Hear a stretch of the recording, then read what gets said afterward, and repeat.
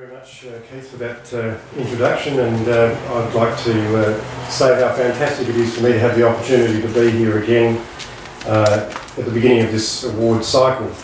In fact, last year at the beginning of the award cycle was the first thing I got to do as a newly sworn-in minister, and I must say I feel I know a lot more about tourism and the issues that are associated with it now than I did back then.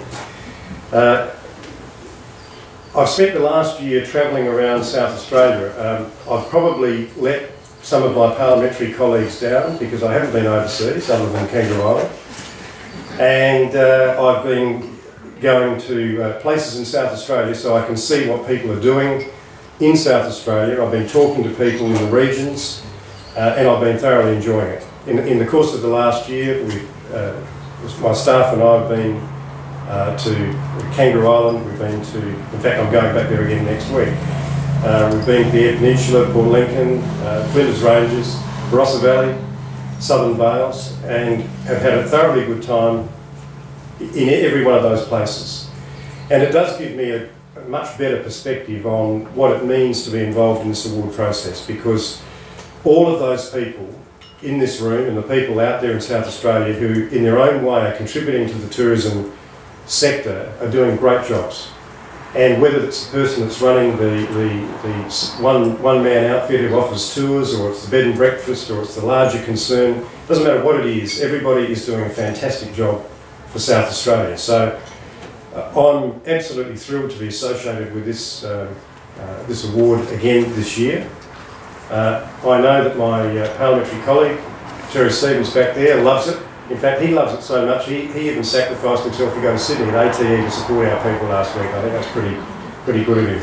Yeah. So, anyway, the thing that really strikes me about this is how it involved real people doing real work in our community and lifting South Australia all together. I just wanted to say that in the last year we've had a number of opportunities to consider how we can improve things, and some of you may or may not know that we have decided that as a first step we're going to protect some of those very important areas close to the Sea of Adelaide, like the Southern Vales and the Barossa Valley, from urban sprawl, protect that good agricultural land that we have in those areas, protect the lifestyle that people have in those areas, and of course protect what it is that is so unique and attractive about those areas, not only for those of us who live here in South Australia but those who might visit.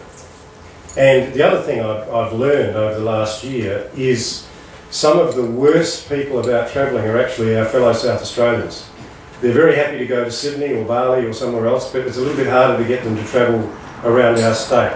And that's something that I think the Tourist Commission and all of us could perhaps focus a little bit more on, because just remember, the bigger dollar doesn't actually affect them, in as much as your offerings here in South Australia are not costing them any more than they did a year ago.